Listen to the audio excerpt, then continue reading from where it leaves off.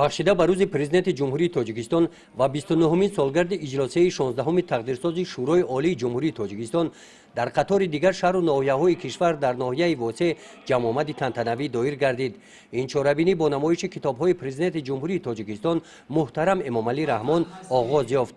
ба муносибати ин ду санаи фархунда дар чорабинии Идона раиси ноҳияи восеъ дар маърузаи Идона сокинони ноҳияро табрик намуда қайд намуданд. замоне ки фарзанди номдори халқ Эмомалӣ Раҳмон моҳи ноябри соли 1992 бори аввал ба вазифаи роҳбари давлат интихоб гардид, Тоҷикистони тоза истиқлол рӯзҳои даҳшатборро ба сар мебурд. ҷангу низоъҳои хунин боиси ҳисороти зиёди моливу ҷонӣ гардида ба якпорчагии мамлакат ва ҳастии давлат таҳдид мекард. асосгузори сулҳу ваҳдати миллӣ, пешвои миллат, президенти ҷумҳурии Тоҷикистон муҳтарам Эмомалӣ Раҳмон бо тадбирҳои хиратмандона ва матонату ҷасорат кишварро аз вартаи фалокат ва ҳалокат берун овард, мардуми парешонро сарҷамъ кард.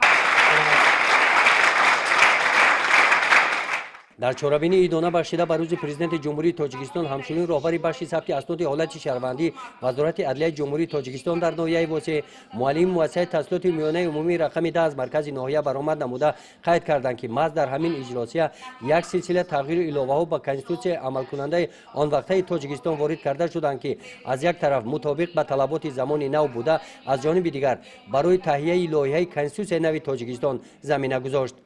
муҳимтарин комёбиву дастовардҳои кишвар натиҷаи меҳнати фидокоронаи халқи Тоҷикистон ва иқдомҳои қаҳрамононаи асосгузори сулҳу ваҳдати миллӣ, пешвои миллат, президенти ҷумҳурии Тоҷикистон муҳтарам Эмомалӣ Раҳмон мебошад. подоши ин ҳама корномоиҳо маҳбубият ва маъруфиятест ки асосгузори сулҳу ваҳдати миллӣ, пешвои миллат, президенти ҷумҳурии Тоҷикистон муҳтарам Эмомалӣ Раҳмон миёни мардуми кишвар ва ҳазорон ҳамватанони брунмарзӣ пайдо кардааст.